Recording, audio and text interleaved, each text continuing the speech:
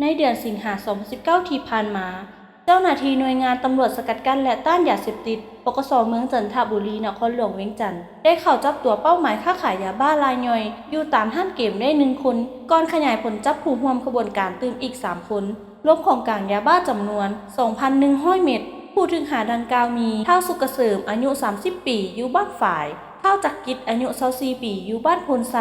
เฒ่าสิทธิเดชอายุ26 ปีอยู่บ้านฝายเมืองไซเศรษฐาและเฒ่าสุขสวัสดิ์อายุ29 ปีอยู่บ้านสะพานทองใต้เมืองศรีสัตนานครหลวงเวียงจันทร์เฒ่าสุกเกษมรับสารภาพว่าเคยเข้ารับการบำบัดยาเสพติดมาแล้ว1 ครั้งแต่ภายหลังออกจากศูนย์บำบัดก็ได้พัวพันกับยาบ้าอีกจนฮอดต้นปี 2019 จึงรู้ว่าตนเองติดยาบ้าขั้นรุนแรงจนบ่สามารถหยุดเศร้าได้มื้อหนึ่งเสพ 4-8 เม็ดโดยปกติแล้วจะเอาเงินให้เฒ่าจักกิจเป็นผู้ไปซื้อครั้งละ10 เม็ดมาเดือนกรกฎาคม 2019 ได้เริ่มค้าขายยาเสพติดโดยไปซื้ออยู่ห้านเกมห้านอินเทอร์เน็ตเขตบ้านท่าหลวงใต้เมืองไซเศรษฐาซื้อครั้งละ 4-10 เม็ดบางครั้งก็ให้เฒ่าจักกิจขายสวยซึ่งภายหลังได้เงินมาแล้วก็เอาไปเล่นเกมเติมเสื้อจนหมดจากนั้นเวลาประมาณ 18 โมงของวันที่ 11 สิงหาคม 2019 ก็ได้ไปซื้อยาบ้านำเท้าสิทธิเดชหรือว่าอยู่บ้านฝายจำนวน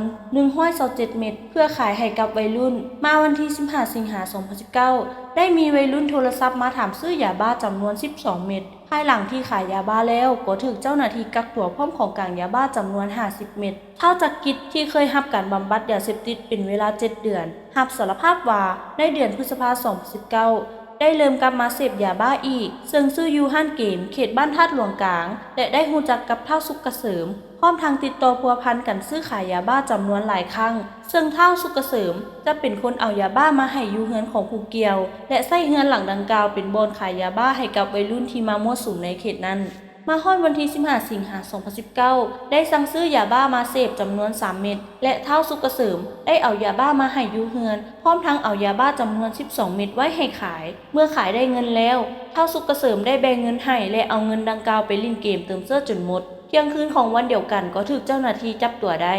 เฒ่าสุขสวัสดิ์รับสารภาพว่าในเดือนมิถุนายน 2019 ได้หันจากผู้เสพมาเป็นผู้ค้าขายโดยสั่งซื้อจากกลุ่มแก๊งร่วมขบวนการครั้งละ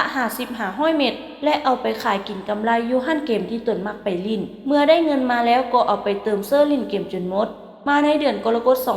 2019 ได้สั่งซื้อยาบ้านำเท้าสิทธิเดชจำนวน200 เม็ดเมื่อขายหมดแล้วก็โทรสั่งซื้ออีกโดยนัดส่งกันอยู่เฮือนพักแห่งหนึ่งเขตบ้านสะพังหม่อเมืองไซเศรษฐา